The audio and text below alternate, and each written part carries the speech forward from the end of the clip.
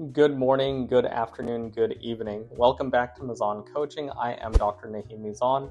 I am a licensed family medicine physician with certifications in medical ethics and jurisprudence, and I save hundreds of doctors from frivolous litigation. That's what I do.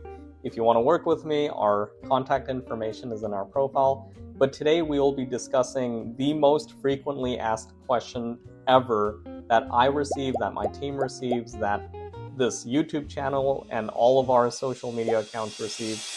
What is the number one legal mistake that us doctors make in patient notes?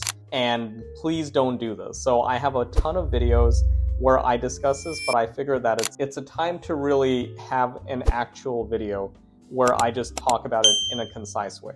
So these are things do not do as medical doctors. And if you follow this advice, you'll do fine. And remember that this one legal mistake in your patient notes could cost you your license. And no, it's not forgetting to document allergies.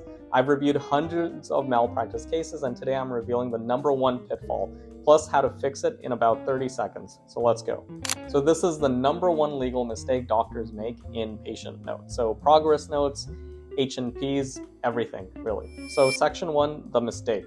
So we're going to talk about what is a bad note versus a good note. So drum roll, the number one mistake is vague documentation. Here's what kills you in court.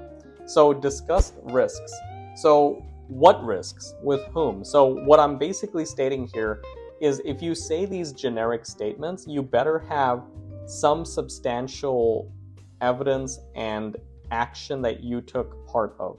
So don't just write generic things. And I know that because of the healthcare system in the United States right now, our default really is to copy paste templates, right? So physical exams, honestly, even our encounters are now basically ad libs or mad libs, actually, right? Like people just copy paste these templates, you fill in the relevant demographics, the relevant issues, but these are not geared towards the patient.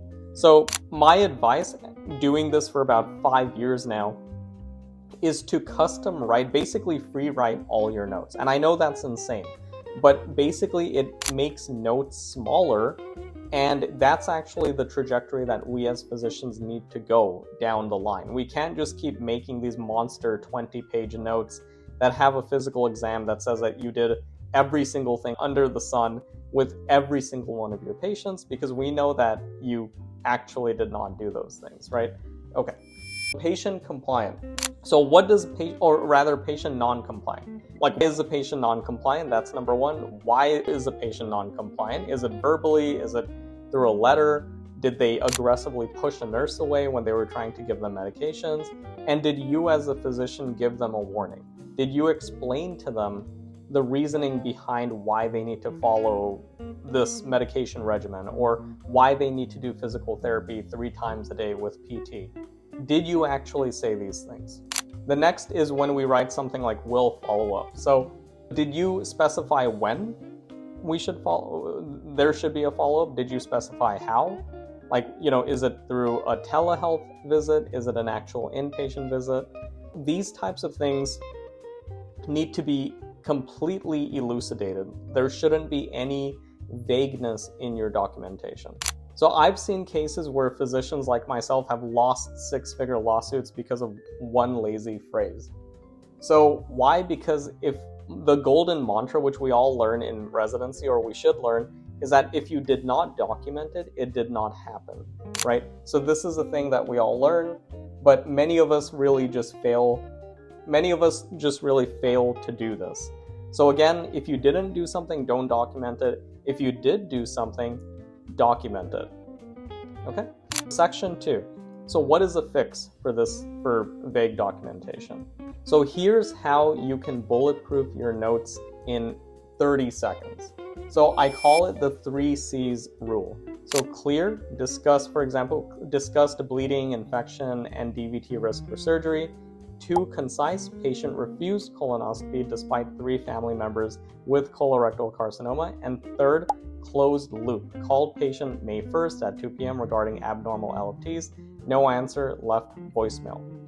Number 2, use timestamp critical decisions. So 3:15 p.m. called cardiology Dr. Smith advised to hold metoprolol, I will reassess the patient in the morning. So these are things that you can use to make sure that there are timestamps, things are a lot more clear and concise instead of vague. And yes, this does only really take 30 seconds. And again, you might be thinking, well, it adds up, right? But it's better than losing all of your malpractice insurance, losing a case, going to court for 3 years or so. So now section 3, let's talk about some real life examples. So case number 1, we actually worked on this case. A doctor wrote patient stable after a fall, but the note lacked any relevant neurochecks, and the patient later had an intracranial hemorrhage or a brain bleed, and the lawsuit was lost. It was deemed plaintiff friendly, and the doctor lost. Case number 2. A doctor documented patient advised to return if fever persists, but did not record the exact warning. So meaning strict ER precautions, what you should notice. So these are things that we need to really be aware of. You can't just say something and expect the patient to know. And you should always sit with the family as well, just so there's multiple people who have heard the exact same information that you've given. And again, hopefully this will help prevent litigation. So here's a freebie: never document blame. So I see this a lot. So saying for example, the nurse failed to notify me makes the doctor look defensive. Instead, write something like, I was notified at 8 p.m. of a blood pressure drop and I ordered a stat CBC. So this way, number one, you don't come off as defensive, and you really don't, and it really seems that you are a team player. So one rule of thumb is to document as if your lawyer is watching, because, number one, the vultures are watching, right? But you also have your lawyers. If there is an audit or some sort of lawsuit and you are named as a defendant, you will be called into a deposition.